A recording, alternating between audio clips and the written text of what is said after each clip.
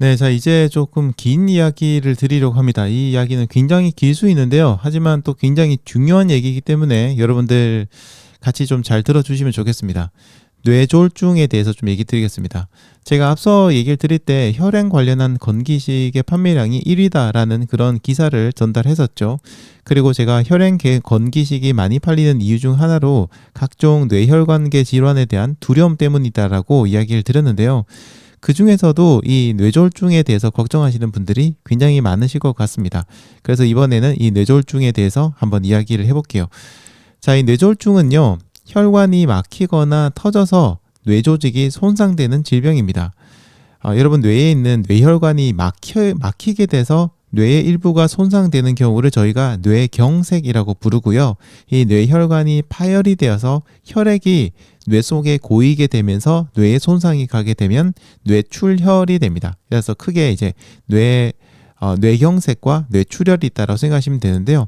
이 뇌졸중 중에서 뇌경색이 차지하는 비중이 80%가 넘을 정도로 굉장히 많다고 합니다. 그러니까 혈관이 막히는 그런 경우죠. 자, 국내의 뇌졸중 환자는 60만 명 정도 수준이고요. 연간 한 10만 명 가까운 뇌졸중 환자가 새로 생깁니다. 이게 결코 무시할 수 있는 숫자가 아니고요. 사망 원인이 무려 4위입니다. 무시할 수 없죠. 이 뇌혈관 질환 환자가 최근에 전체적으로 봤을 때 뇌혈관 그 환자가 117만 명을 넘겼는데요. 이 중에서 63만 명이 뇌졸중 환자일 정도로 지금 주의가 굉장히 필요한 상황입니다. 게다가 최근에는 고령화가 좀 가속화되고 있고요. 그러다 보니까 뇌졸중 환자가 더 늘어나고 있고 또 사망자도 훨씬 더 많이 늘어날 것으로 예상을 하고 있어요. 자, 이 뇌졸중은 평소에 대비를 하는 것과 그리고 이 증상이 발생을 했을 때 빠르게 대처하는 것이 정말 중요한데요. 이 두 가지. 뇌경색의 경우에는 소위 말하는 골든타임이 어떤 생명과 직결이 되기 때문에요. 골든타임을 놓치게 되면 생명을 만약에 구한다고 해도 영구적인 뇌손상이 가기 때문에 굉장히 좀 문제가 됩니다. 그래서 평소 주의 깊게 관찰하고 질병이 발병을 했을 때 빠르게 대처하는 방법을 알아두면 좋습니다. 이 영구적인 뇌손상이라는 게 어떤 거죠? 라고 좀 궁금해 하실 수 있는데요. 좀 대표적인 부분이 언어적인 부분에서 장애가 발생하는 거. 말을 갖다가 제대로 하지 못하고 그 다음에 말한 거를 들었을 때 제대로 이해를 하지 못한다든지 아니면 우리 몸의 한쪽 부분이나 특정 기관에 마비가 와가지고 제대로 활동을 하지 못하는 경우도 많고요. 특히 달리기 같은 거 못해요. 네, 이런 상황들이 좀 많다 보니까 굉장히 좀 조심해야 됩니다. 자, 제가 좀 전에 골든타임에 대해서 얘기 드렸는데요. 이 골든타임은 증상이 발생한 후 4시간 30분 안에 해야 되는 걸로 이제 뭔가 치료를 하거나 조치를 취해야 되는 걸로 알려져 있는데요. 사실 병원에서 검사를 하고 약물 준비하고 이런 시간이 좀 걸린다고 해요. 그래서 실제로는 3시간 이내에 병원을 방문해야 된다고 합니다. 이 4시간 30분이라는 시간은 믿으시면 안 되고요. 정말 최대한 빨리 병원을 가셔가지고 3시간 안에 병원을 방문하시는 게 좋습니다. 하지만 이 증상이 발생한 이후에 3시간 안에 병원에 오는 환자는요, 전체 발병자의 30%를 넘지 못하고 있다고 해요. 그리고 이 숫자는 10년이 넘는 기간 동안 계속해서 머무르고 있다고 합니다. 증가를 하지 못하고 있다고 해요. 그러니까 좀 바꿔서 말하면 10년간 뇌졸중 환자의 70%가 제 시간에 병원을 방문하지 못해서 사망하거나 아니면 굉장히 심각한 뇌손상을 겪는다는 겁니다.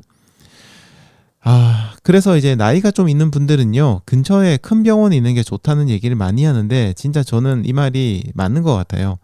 예전에 제가 그 보라매 공원이 있는 보라매 타운에서 좀 잠시 살았거든요. 잠시는 아니고, 한 8년인가 10년인가 좀 길게 살았습니다.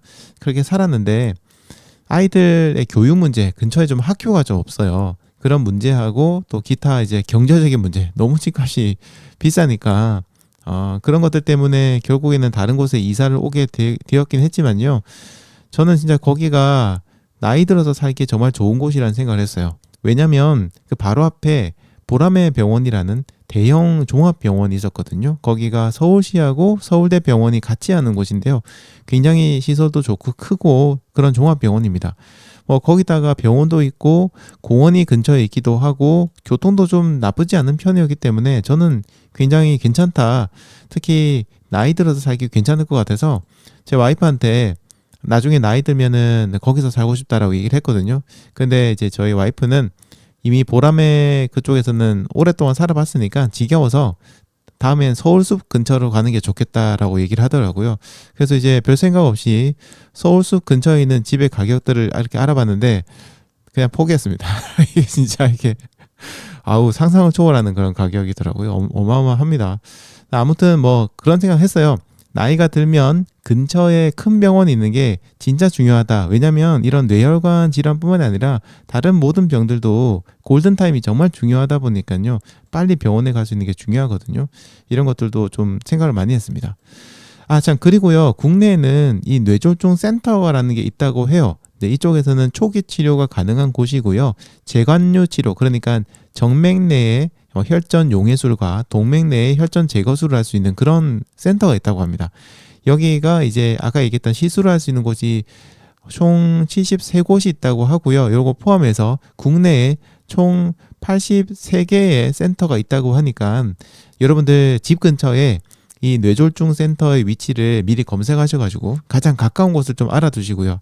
큰 병원이 있다면 거기 가면 되겠지만 거기까지 거리가 멀다고 한다면 이 뇌졸중 센터 위치를 검색해서 알아두시고 내비게이션 같은 곳에 미리 저장을 좀 해두시는 것도 좋을 것 같고 부모님이 좀 나이가 많으시고 뇌졸중 우려가 되신다고 한다면은 역시나 이런 것들을 잘 기억을 해두시고 문제가 생겼을 때 빨리 이렇게 모시고 가면 좋겠습니다. 자, 그렇다면 저희들이 이제 뇌졸중이 왔다는 것을 어떻게 하면 알 수가 있을까요? 이 뇌졸중이라는 것이 갑자기 오긴 하지만요. 사전에 증상이 나타나는 경우가 굉장히 많거든요. 의심 증상으로 좀 대표적인 부분은 한쪽 얼굴이 막 떨린다든지 마비가 온다든지 팔, 다리가 저린다든지 특히나 이 언어장애가 생기기도 하고요. 그리고 어지럼증, 심한 두통, 그리고 시선 쏠림. 시선 쏠림이라는 거는 앞을 정면을 바라보지 못하고 눈이 한쪽으로 이렇게 돌아가는 그런 현상입니다. 이런 것들이 나타나고 해요. 학회에서는요, 이런 것들을 이웃, 손, 발, 시선.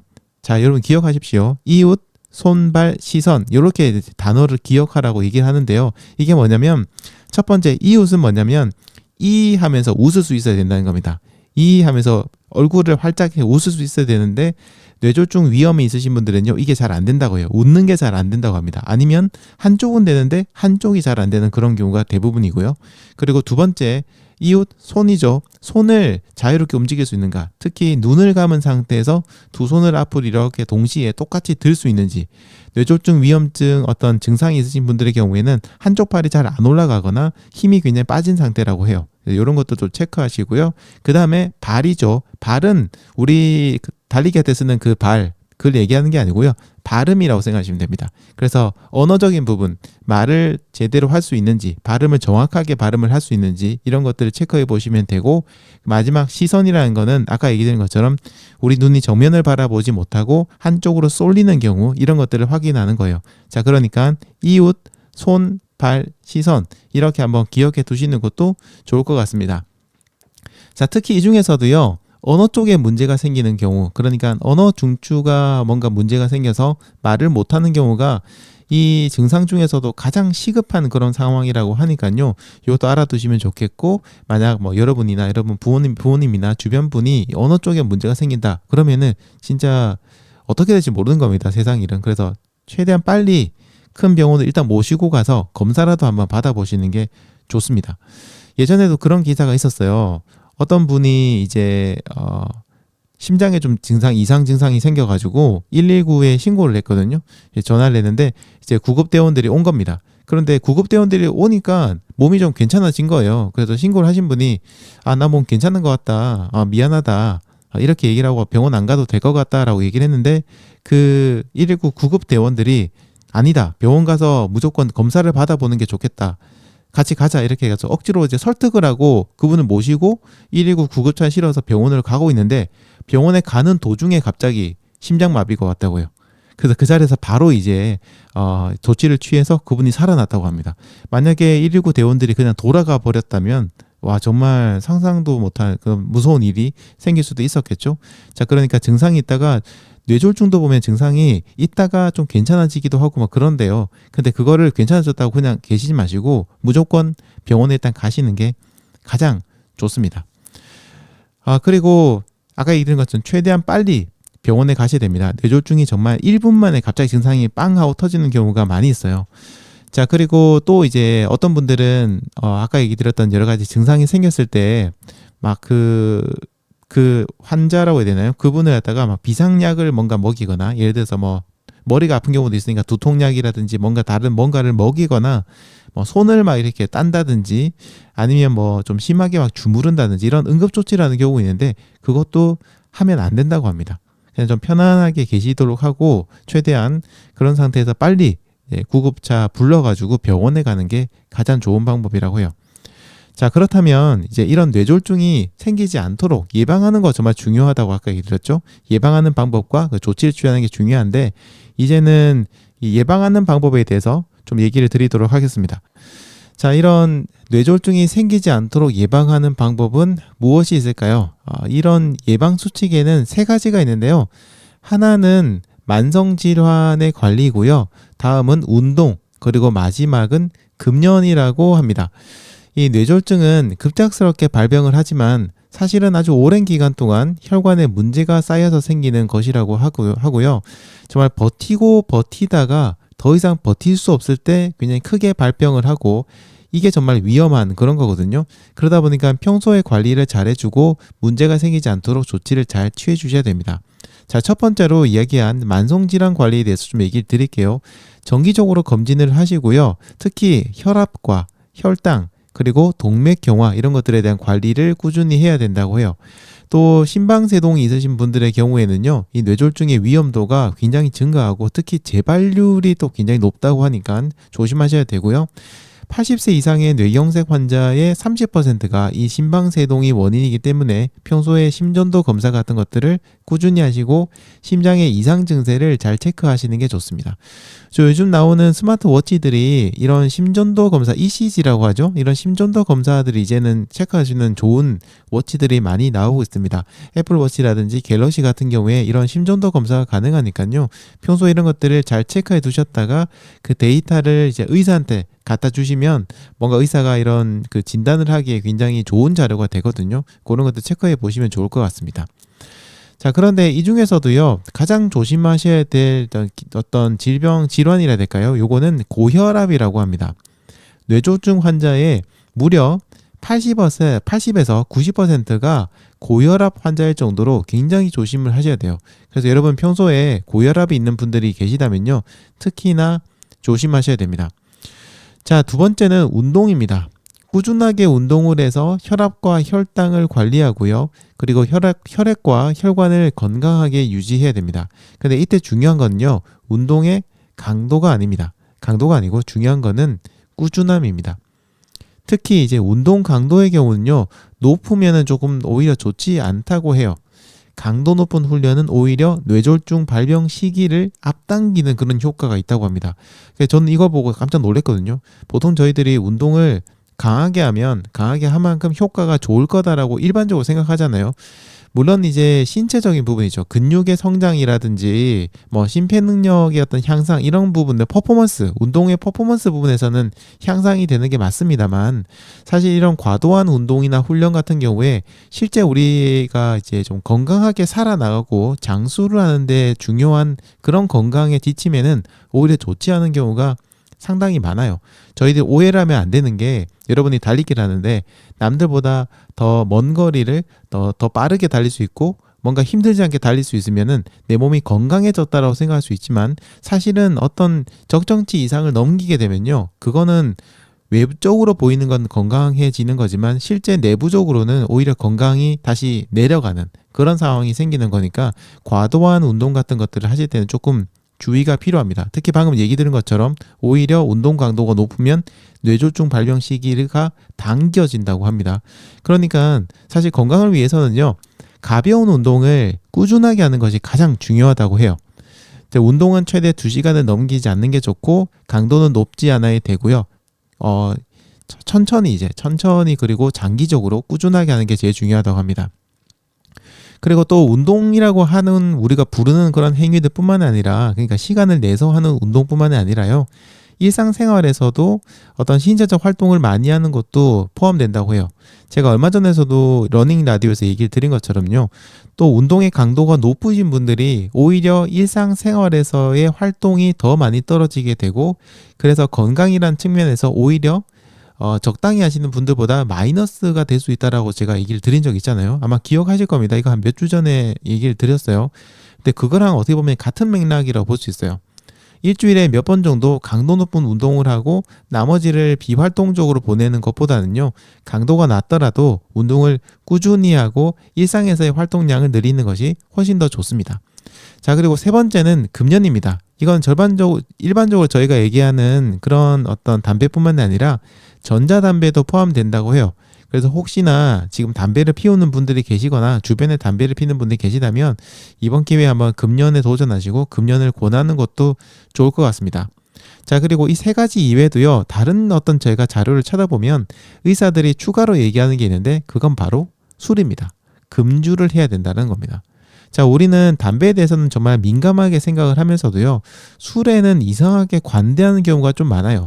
저는 개인적으로 이건 굉장히 개인적인 생각입니다만 음주운전이라든지 술로 인한 여러 가지 사고가 발생하는 데는 저희 나라의 어떤 사회적 문화적으로 술은 어느 정도 용인해주는 술은 그래도 좀 마실 수 있어. 사회생활을 위해서 마실 수 있어. 뭐 몇 잔 정도는 건강에 좋아. 약간 이런 사고가 기저에 깔려 있다 보니까요. 이런 음주 사고가 저는 발생한다고 생각하거든요. 담배는 굉장히 극도로 사람들이 경계를 하고 싫어하는데도 술은 이상하게 용인을 좀 해주는 것 같은데요. 저는 좀 술도 좋진 않다고 생각을 합니다. 완전히 금주하는 게 힘들다면 상당히 줄이는 것이라도 해야 되는데요. 대부분 술에 좀 관대한 편이죠. 그리고 또 이런 것도 있습니다. 운동을 꾸준히 했으니까 술을 어느 정도 먹어도 된다. 이렇게 생각하시는 경우도 있습니다. 물론 실제로 어떤 분들은요. 술의 영향을 좀 적게 받으시는 분들이 계시긴 해요. 그런 분들도 계시긴 하지만 대부분 의학계에서는 술, 담배를 거의 동일하게 보는 견해가 많고요. 그 정도로 동일선상에 보진 않는다 하더라도 술은 무조건 줄여야 된다는 것이 대부분의 어떤 입장이라고 보시면 됩니다.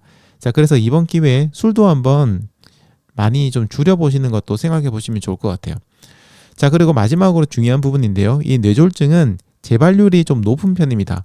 하지만 평소에 꾸준히 병원을 다닌다면, 그러니까 발병을 하고 난 이후에 병원을 꾸준히 다니고 개인적으로 계속해서 아까 얘기했던 운동을 한다든지 또 음식 같은 것도 잘 챙기고 금연하고 금주하고 이런 것들을 한다면 재발률은 5%까지 떨어지긴 하는데요. 조금만 관리를 제대로 하지 않게 되면은 재발률이 최소 30에서 많은 경우에는 무려 300%까지 재발률이 올라간다고 합니다. 엄청나게 편차가 크죠. 그러니까 우리가 관리를 못하면 정말 큰일이 나는 거예요. 그러니까 특히 이제 한번 발병을 하셨던 분들이라면 조심조심 하셔야 되고 혹시 달리기를 하시는 분들 중에서 이런 뇌졸중이 한번 증상이 와가지고 병원에 가시고 다시 달리기를 하신다는 분들은요. 이제 전 진짜 운동의 강도를 낮추실 필요가 있습니다. 정말 조심하셔야 되고 특히 술, 담배 절대 완전히 끊으셔야 되고요. 아까 얘기한 것처럼 운동은 적절한 수준의 운동을 꾸준하게 하는 쪽으로 방향을 잡아주시고요. 음식 섭취 같은 것들도 조금 조절을 해주셔야 될 것 같아요. 지금 시간 벌써 6시 6분을 지나고 있습니다. 오늘 뇌졸중 무슨 특집도 아니고 얘기를 하다 보니까 길어졌는데요. 그래도 중요한 얘기죠. 저희들이 달리기를 하는 중요한 이유 중 하나가 이런 혈관 관련되는 부분에서 건강하고자 달리기를 하시는 분도 많거든요. 그러다 보니까 이 뇌졸중에 대해서는 알고 가시면 좋을 것 같습니다. 저희 민티런 이제 구독하시는 분들, 들어주시는 모든 분들은 이런 뇌졸중 없이 달리기 하시는 모든 분들 뇌졸중 없이 건강하게 달리기 하시면 좋을 것 같습니다.